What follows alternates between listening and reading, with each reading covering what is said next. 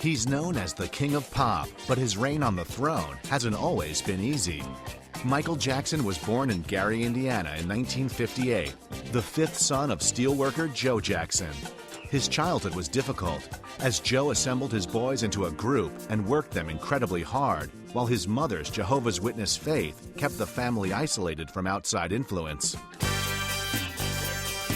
The Jackson 5 were an instant phenomenon, becoming the first group in history to have their first 4 singles hit #1. I mean, when the Jackson 5 came along, everybody loved it.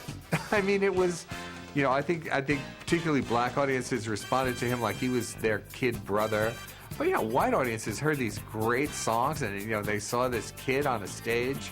It was fantastic.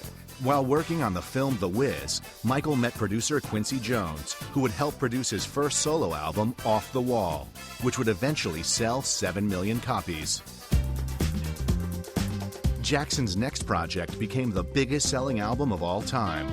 Propelled by pristinely produced pop hits like Billie Jean and groundbreaking music videos, Thriller helped Jackson, sporting his signature sequin glove, moonwalk his way to becoming the biggest star of the 80s.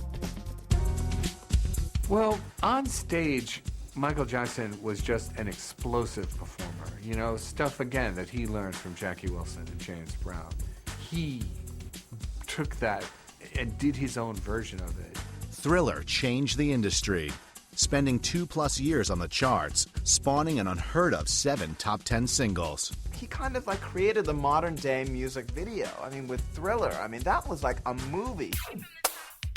As his fame grew, so did the focus on Jackson's eccentric personal life. Stories of plastic surgeries, his friendship with a chimp named Bubbles, and his attempts to buy the Elephant Man's skeleton earned the star the unwanted moniker Wacko Jacko in the press. Thriller had raised the bar to such unrealistic levels that despite containing 5 #1 singles, disappointment surrounded his next album, Bad.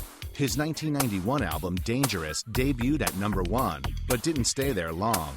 In a musical landscape dominated by grunge, the King of Pop began to seem less and less relevant. Jackson often likened himself to a real-life version of Peter Pan, even naming his California estate Neverland. The star always enjoyed spending time with children, but in 1993, a 13-year-old boy accused the star of molesting him. Though no proof ever surfaced, Jackson settled with the boy for $20 million. In an odd attempt to restore his image, he shocked the public in 1994 by marrying Lisa Marie Presley. Proof that the marriage was a publicity stunt was supplied 9 months later when they divorced. In 1996, he married Debbie Rowe. The two would divorce, but not before she gave birth to 2 children. In 2001, Invincible was a disappointment, making it clear he was now more of a tabloid curiosity than a legitimate musical force. You think about the controversies, you think about the scandals, you think about the accusations, you think about the weird, eccentric behavior.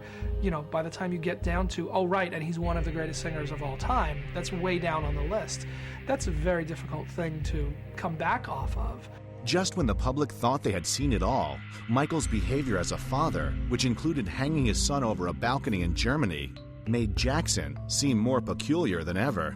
Michael Jackson reached heights of fame few people in pop culture history have ever known. Sadly, his incredible talent might not be enough to overshadow the puzzling life he has led offstage.